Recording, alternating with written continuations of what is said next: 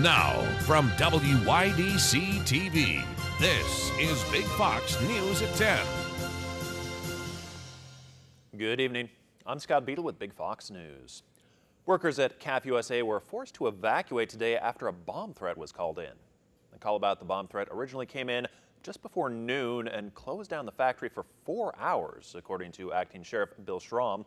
Workers were initially waiting outside the building while K-9 units went inside to inspect and clear the building, but workers were eventually sent home. Police say no explosive devices were found at the facility. The Sheriff's Office says they take these types of threats very seriously and are working to find out who is involved so that they can be criminally charged. A warning to taxpayers now. You might see a fake letter demanding a payment for tax debt. The New York State Department of Taxation and Finance says that the bogus letter being sent out threatens to revoke the recipient's passport and driver's license if the debt isn't paid. The tax department says in legitimate letters they routinely explain to a taxpayer that it is their right to challenge a bill or notice and would never threaten arrest or revocation of a passport. On your screen, we have a list of some of the other things that should appear on a legitimate letter. You might just find bingo a little more fun in New York in the days ahead. Now you'll be able to enjoy a glass of wine while playing organized bingo. Governor Andrew Cuomo signed a bill into law that will relax the state's rules for serving alcohol at fundraisers for nonprofits that are featuring games of chance. Previously, if a nonprofit wanted to serve alcohol while they hosted bingo, they had to apply for a full liquor license. The new law will allow places like the VFW or the Elks Club to serve wine, cider, or mead, as well as beer at bingo games. That new law will take effect in 180 days. New York State Police handed out nearly 700 tickets in their latest enforcement campaign. The campaign was focused on aggressive drivers of commercial vehicles. From August 26th through the 29th, police ticketed nearly 700 drivers for speeding, unsafe lane changes, following too closely, or distracted driving.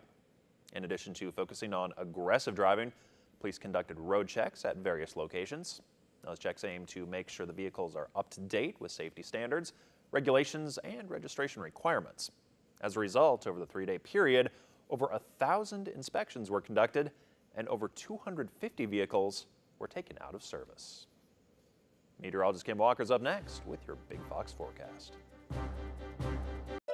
Now, your Twin Tiers forecast from Big Fox. Well, we start off with a little bit of fog this morning and then cloudy conditions throughout the day, keeping those temperatures mainly in the upper 70s and lower 80s across our area. By tomorrow, we are expecting another cold front to come in, and so we could start off with some showers and a few thunderstorms. Behind it, the air will start to dry out, and it is going to be pretty chilly by the end of the week. So here's a look at your future radar. For the midnight hour, we're not going to see a lot going on, but clouds will start to increase tonight, and then by 5 o'clock in the morning tomorrow, those of you who are heading to work, you may encounter some showers out there and possibly even a few thunderstorms in the mid-morning hours. And then after noon, it looks like things start to clear out. We should see the rain taper off, and then those clouds will clear away a little bit by the latter part of the afternoon into the evening hours. So we're going to dry out pretty quickly, and then by Thursday it looks like the sunshine will return as high pressure starts to build into the region. So here's a look at what you can expect. Some morning rain, but that will be tapering off in the afternoon, and then we're going to see plenty of sunshine by the end of the week, but it's going to leave us with chilly conditions, this cold front that's coming through right now, and we're going to stay quiet through the weekend. Your forecast calls for temperatures dropping down into the mid-60s, mainly clear tonight, and it is going to be a little bit cooler, and then those clouds will increase early in the morning hours. We are expecting some showers and a few thunderstorms in the morning, but the rain activity will start to taper off in the afternoon. Temperatures 78 degrees for the high in Elmira, 77 in Corning, and also in Bath, 78 degrees in Watkins Glen, so temperatures will be just about normal for this time of year. Here's a look at your 7-day forecast, though. We are expecting very chilly conditions as we head toward the end of the week. Notice those overnight lows will be dropping down into the 40s. So you definitely are going to need that sweater as you head out the door.